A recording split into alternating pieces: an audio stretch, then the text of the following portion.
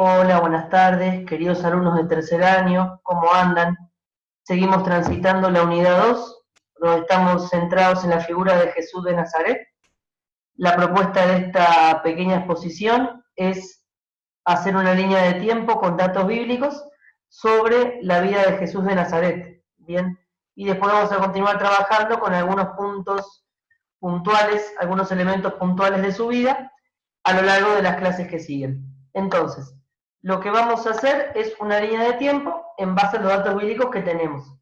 Ustedes saben que el nacimiento de Jesús es un hecho central en la historia que marca un antes y un después, porque desde el nacimiento de Jesús tenemos antes de Cristo y después de Cristo. Salvo otras religiones como los judíos que creen que Jesús no es el Mesías, sino que es un profeta más, y está en otro año, está por el año 5776 aproximadamente. Pero el nacimiento de Jesús marca un antes y un después en la historia cronológica. Entonces, en el año 0, ubicamos el nacimiento de Jesús, que muchos biblistas sitúan el nacimiento de Jesús en el año 6 a.C., porque en ese momento no había una concepción tan ordenada de la historia como la que tenemos ahora. Pero en el año 0, también que me digan así, es cuando se produce el nacimiento de Jesús. Como nosotros sabemos, es la primera venida de Jesús, y nace, como ustedes también ya saben, en Belén de Judea. No nace ni en Jerusalén, ni nace en una ciudad enorme, sino que nace en un pequeño pueblo llamado Belén de Judea. Nos muestra la humildad de Jesús en esta primera venida. Mesías, rey, pero decide nacer en la humildad de un pesebre. Uno dice, ay, qué lindo el pesebre, el 8 de diciembre, amo el pesebre, pero si nos ponemos a pensar, el pesebre era un lugar donde estaba lleno de animales y excremento de animales. Ustedes piensen que el Mesías no nació ni en un palacio, ni nació en una cabaña, ni nació en un hotel de lujo. Nació en un pesebre, nació en un establo de animales.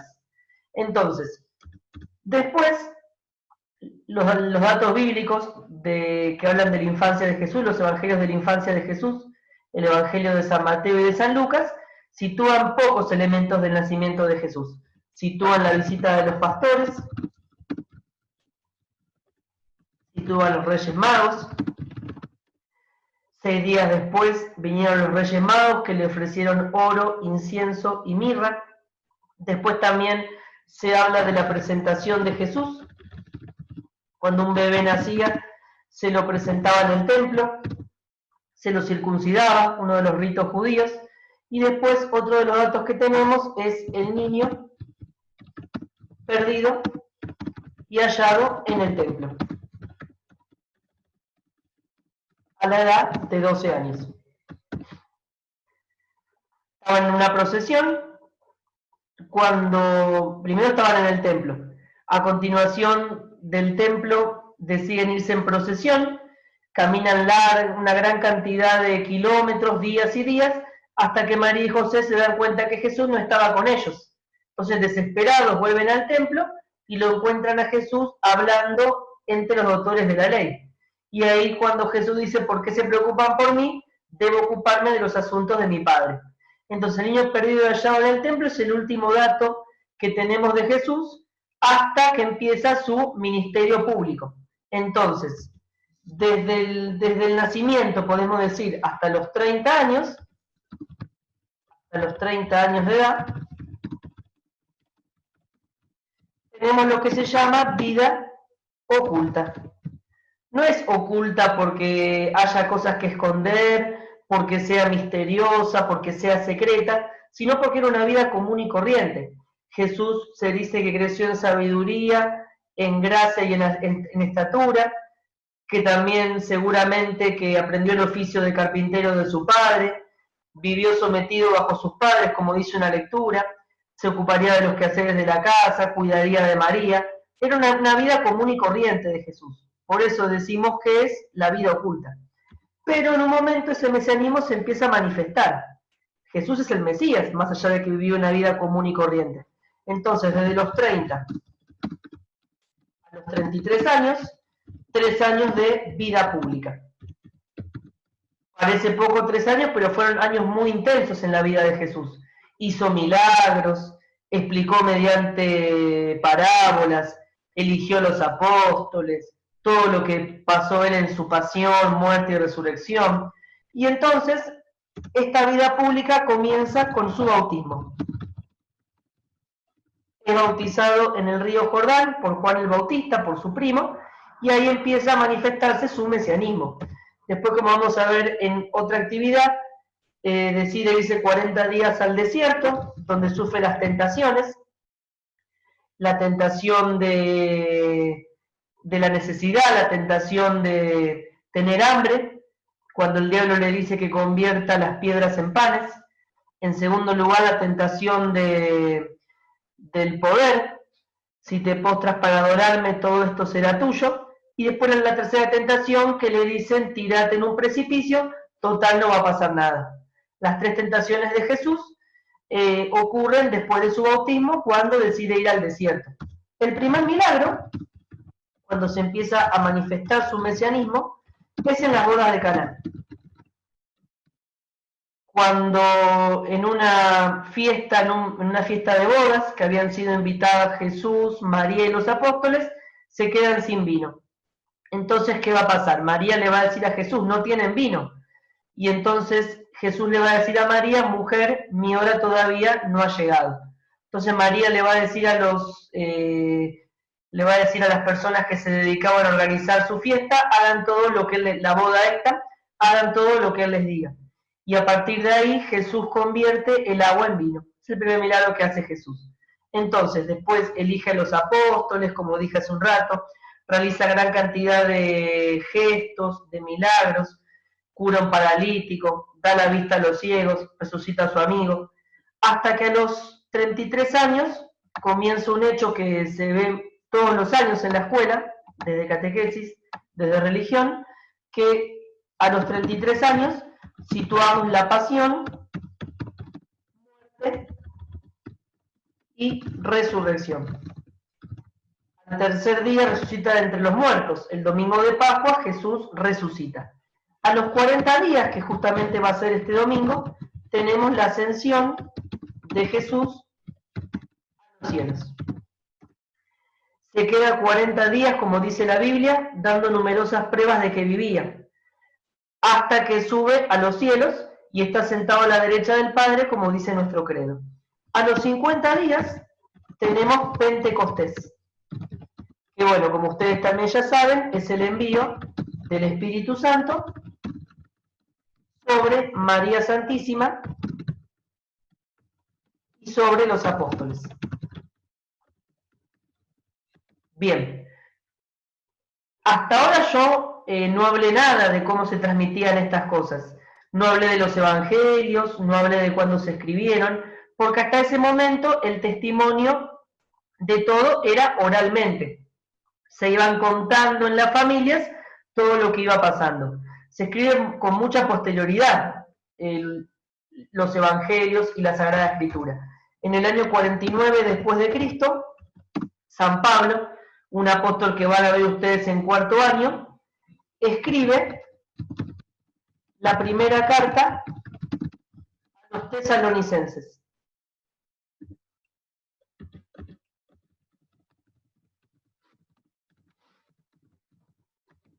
Después, hacia el año 65 después de Cristo, aproximadamente, tenemos el Evangelio de San Marcos, que si ustedes revisan la Biblia, va a estar primero el Evangelio de San Mateo. ¿Por qué será eso? No es por una cuestión histórica, sino porque el Evangelio de Marcos era un evangelio que presentaba errores, que era muy básico, que era muy corto, que le faltaban detalles de coherencia, de cohesión. Entonces el Evangelio de San Marcos es el primero en escribirse, pero aparece en segundo lugar en la Biblia. Después, hacia el año 66 aproximadamente, tenemos el martirio de San Pedro y San Pablo. Son todos datos por unos entre el 62 y 66, no hay precisión exacta de la fecha. El martirio de San Pedro y de San Pablo. San Pedro muere crucificado boca abajo porque no quería morir como Jesús, y a San Pablo lo decapitan, porque la forma de matar a los romanos que se sublevaban o que creían en Jesús era la decapitación. Hacia el año 70 tenemos la destrucción del templo de Jerusalén, que se genera la división entre judíos y católicos, porque se quedaron sin templo para orar. Entonces, un grupo de personas que se llamó la diáspora se dispersaron y otros, a pesar de no tener templos, se quedaron en las sinagogas y siguieron respetando la religión judía. Acá se genera la gran división entre judíos y católicos. Bien, después, hacia el año 80 después de Cristo, tenemos el Evangelio de San Mateo. Hacia el año 85-90 tenemos el Evangelio de San Lucas, y en el año 110, mucho tiempo después, tenemos el Evangelio de San Juan. Que bueno, lo empieza el apóstol Juan, pero lo finaliza una comunidad joánica, una comunidad de discípulos de San Juan, porque bueno, San Juan muere antes de esto. Este evangelio es más rico, es más metafísico, más filosófico, tiene más discursos. Hay un discurso en Juan 6, que es el discurso del pan de vida, donde va explicando todo lo que simboliza el pan vivo bajado del cielo, el del Antiguo Testamento. Es un evangelio un poco más completo. Esto que se llama historia de la salvación tiene un comienzo, que es bueno, cuando Dios crea el cielo y la tierra, pero no sabemos cuándo termina. Muchos han dicho, muchas han vaticinado fechas de fin del mundo, el año 2000, 2006, 2012, un asteroide que va a caer tal día, pero en realidad nadie sabe ni el día ni la hora. Jesús lo dice en la Sagrada Escritura: estén preparados porque el ladrón vendrá a la hora menos pensada. Nos da un ejemplo de, si un ladrón, supiéramos cuándo el ladrón viene a robar, estaríamos preparados. O la lectura de la lámpara, que hay unas mujeres necias y unas mujeres sabias esperando al esposo. Las mujeres sabias tenían unas lámparas y aceite adicional, mientras que las mujeres necias tenían solamente las lámparas, sin aceite. Se quedan sin aceite, van a buscar el mercado, y cuando vuelven, llegó el esposo, cerró la puerta y dijo: váyanse, yo no las conozco. Entonces esto nos refleja un poco esto. No sabemos cuándo es el fin del mundo, pero sí tenemos que estar preparados, porque nadie sabe ni el día ni la hora, y el Mesías vendrá a la hora menos pensada. Es la segunda venida de Jesús.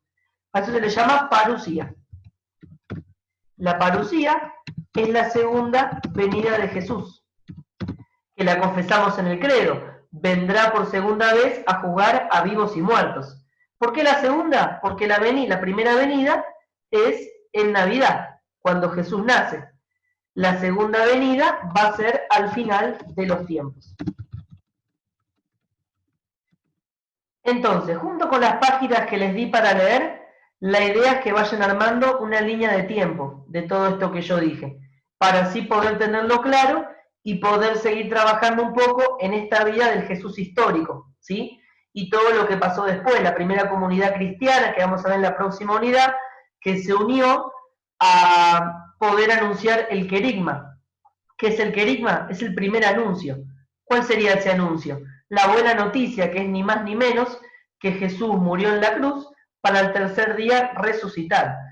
Un Jesús que me amó y que se entregó por mí, como dice San Pablo en la carta a los Gálatas.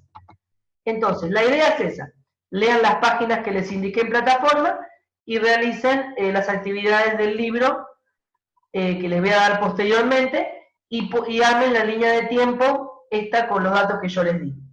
Vamos a rezar una Ave María, pidiendo a María que nos acompañe en estos tiempos de dificultad, estos tiempos de cuarentena, estos tiempos de incertidumbre, y a ella juntos le vamos a decir: Dios te salve María, llena eres de gracia, el Señor es contigo, bendita tú eres entre todas las mujeres, y bendito es el fruto de tu vientre Jesús.